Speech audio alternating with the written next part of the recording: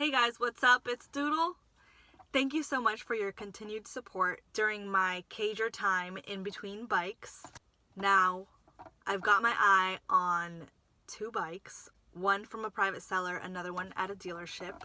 So hopefully my video after this will be an I got my new bike video. But for now, I'm going to talk to you guys about things that I wish I had known beforehand. So first I want to talk about, did I upgrade too soon? To answer the question, I think I just upgraded incorrectly. I upgraded to a bike that wasn't right for my body type. I obviously wanted to upgrade it, but I also felt like that I was ready because I had done about 3,000 miles in a year and I had taken a total of about 8 classes, all slow speed skills classes. But I also really made an effort to pay attention to my high-speed skills, at least independently, especially when I was riding in the mountains and the curves, and just keep track of my progress by making sure how I was staying in the lines. And so I really tried to make sure that my riding was improving, and I did see improvements in that. Now, I'll start out by saying why I upgraded. I had a Suzuki S40 Boulevard, 1-cylinder, 650cc. I could flat foot that bike. It was only 384 pounds. I loved riding it. Now, I started to think about upgrading when I started riding with other people. And I was slower than everyone I was riding with. Everyone I rode with had either a sport bike or a higher cc cruiser. Even the 300cc sport bikes were faster than my S40. Another thing that made me start to think about it was it wasn't very comfortable to go higher than about 65 miles per hour on the highway.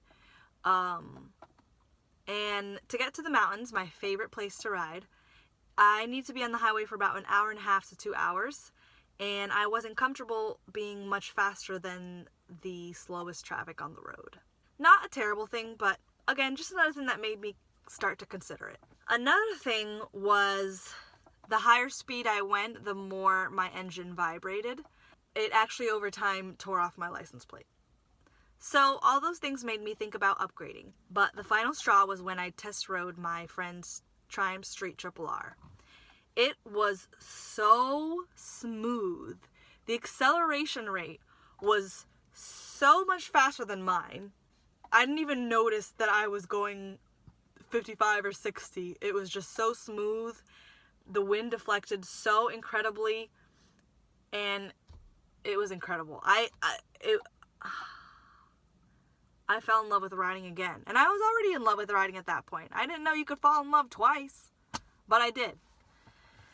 So after that, I was like, I really need more power.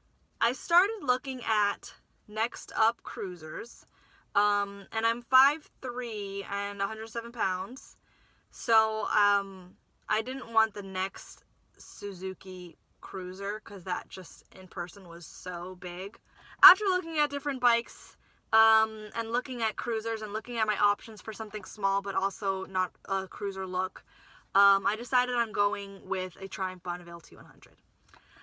I test rode that at Hourglass Cycles. Absolutely loved it. God! I think I found my bike! So gorgeous, so smooth, rode incredibly. So I ended up getting that.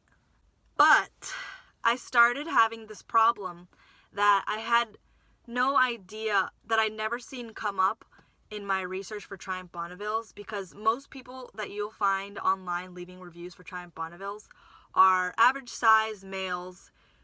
So all those guys are usually taller and stronger than me, so they do not have this problem that I had, or some short guys may have, which is that it was top heavy. So every time I rode it, I struggled with the weight.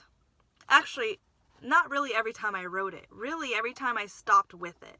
So anytime I had to take it off the kickstand, anytime it got past 90 degrees for whatever reason, maybe if I stopped on a road that wasn't perfectly level, if I fishtailed one time because I emergency braked, pretty much every ride, if I didn't drop it, I almost dropped it.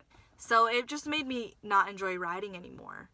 Now, what I would have done differently when choosing my next bike is I would have tried to look for something that, considering my body type. If you are tall, you can have the issue that maybe your bike is too short, and when you turn your handles, your knee gets in the way and you can't make tight turns. So some tall people have that issue with the Triumph Street Triple R and with the Suzuki S40 Boulevard. If you're short, if you are not completely flat-footed, that means you're going to have less leverage to upright that bike if it starts to tip over, if it fishtails, if you're trying to get it off the kickstand, if you have to emergency brake. Like Cat Cam just on her BMW, she just bumped into a friend's back tire and then tipped over because she has that issue. She's on her tiptoes. So if you're on your tiptoes, one thing that can help is to make sure that you are strong enough to pick up your bike and strong enough to upright it. So my issue is that I am short and I am also not as strong as the average male. So I am much more comfortable on a bike that is low to the ground and also light. And when I say light, I mean a lot lighter than the average male thinks, because a lot of guys have been arguing with me about the bikes I've been calling heavy as not being heavy, but I'm also like, yeah, but you can bench press like 2 of me. Hello, McFly.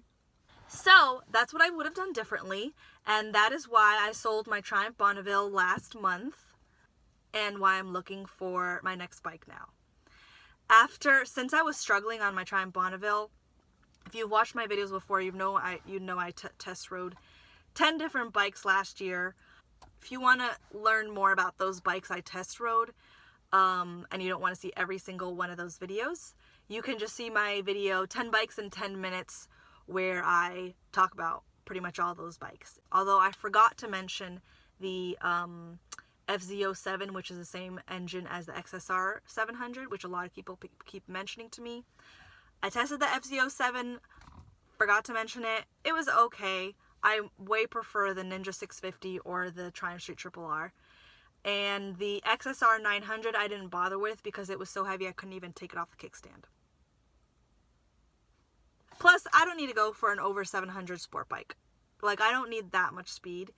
And also, insurance rates are going to be higher with a sport bike any higher in CC, and I don't need that. Anyways, if you're considering upgrading to your next bike, congratulations, and I hope this helps. If you want to be my Ultra subscriber, be sure to support me on Patreon. And that's it!